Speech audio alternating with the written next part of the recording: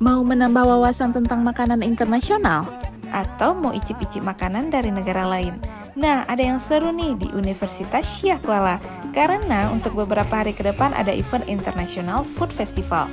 Beragam makanan dari berbagai negara lain ada di sini. Ada dari Korea Selatan, Filipina, Malaysia, Nigeria, dan masih banyak lagi. Masing-masing menampilkan makanan khasnya.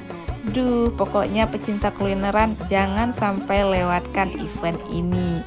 Nih, ada dari Hadramaut dengan samosanya. Dan dari Korea Selatan tentu saja dengan tteokbokki. Dan tentu masih banyak lagi dari negara-negara lainnya. Nah, kegiatan ini dimeriahkan pula dengan produk-produk UMKM lokal. Ada Kak Devidean dengan ceker melototnya, ada ngedimsum BTJ, ada jajanan Banda Aceh, Ada Milkis Mango Thai, Japanese